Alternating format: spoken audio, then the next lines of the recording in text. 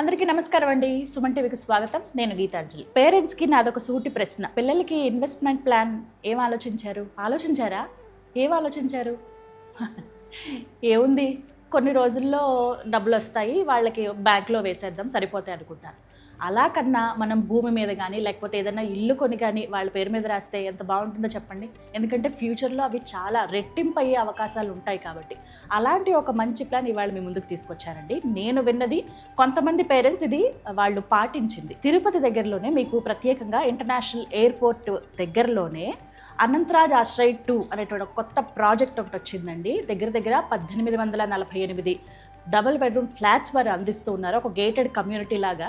అవన్నీ ఇవాళ వీడియోలో క్లియర్ చేద్దాం. ఈ ప్రాజెక్ట్ వెనకాల ఉన్న వ్యక్తి core committee member Shri Pasupuleti Sivaprasad గారు ప్రస్తుతం మనతో పాటు ఉన్నారు. వారితో మాట్లాడి డీటెయిల్స్ తెలుసుకుందాం. సార్ నమస్కారం.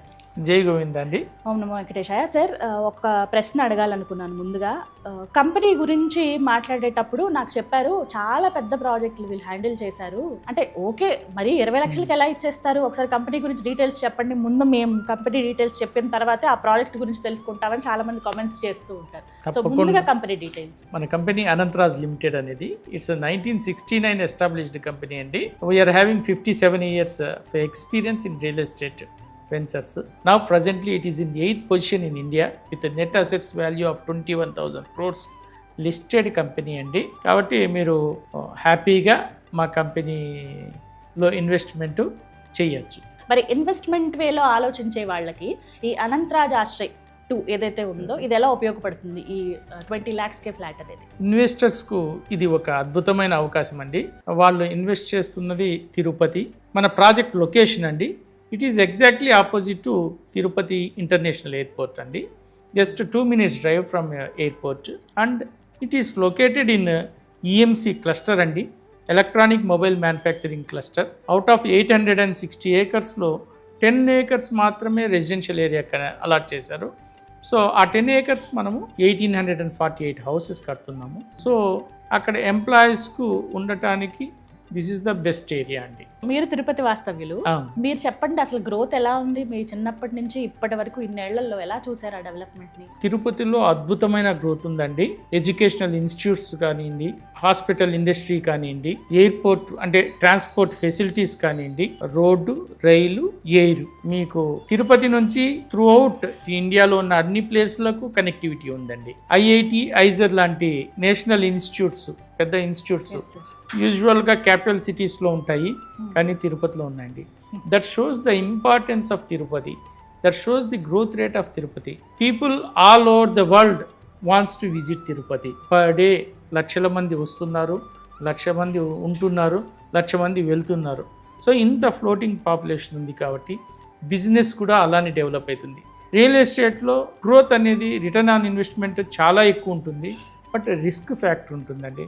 బట్ మన ప్రాజెక్టులో ఆ risk factor 0, because we're established company. So finally ఏం చెప్తారు సార్? అంటే ఇన్వెస్ట్మెంట్ వరకు ఆలోచించుకుంటే ఇంతేనా? ఇంకా ఏమైనా థాట్స్ ఉంటాయా? అంటే ఎవరికి పర్టికులర్గా ఇది సీనియర్ సిటిజన్స్ ఆలోచించవచ్చా, పేరెంట్సా, లేకపోతే ఎవరికి బెస్ట్ అని చెప్తారు? పేరెంట్స్ పిల్లలకు కోసం ఇన్వెస్ట్ చేయొచ్చు. అలాగే పిల్లలు తల్లిదండ్రుల కోసం ఆ చుట్టుపక్కల విలేజెస్లో ఉండేవాళ్ళైనా, వీళ్ళు ఎక్కడో అబ్రాడ్గా వేరే సిటీస్లో ఉంటారు, వాళ్ళకంటూ ఒక ప్రశాంతమైన place. Tirupati all facilities, metropolitan city facilities అన్నీ ఉన్న ఒక విలేజ్ వాతావరణం కలిగి ఉన్న ప్రదేశం అండి.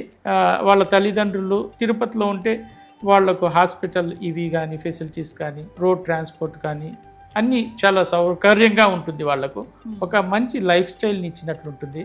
సో ఇటువంటి దీన్ని వీరు వారు అని కాకుండా అన్ని రంగాల వారు అందరూ గెస్ట్ హౌస్ పర్పస్గా కూడా ఎన్ఆర్ఐస్ వాళ్ళు వచ్చినప్పుడు ఉండడానికి ప్రతి ఒక్కరూ తీసుకోవచ్చండి. సార్ ఫైనల్లీ లోన్ ఫెసిలిటీ ఉంటుందా? ఎలా, అది కూడా వివరించండి. ఇన్వెస్ట్మెంట్ ఈ 20 lakhs కూడా అండి మీరు ఒకేసారి పేమెంట్ చేయాల్సిన పని లేదు. దెర్ ఆర్ 2 plans అండి. ఒకటి వచ్చి మేము కంపెనీ ప్రొవైడ్ చేస్తున్నాము ఇంట్రెస్ట్ ఫ్రీ ఇన్స్టాల్మెంట్ ప్లాను.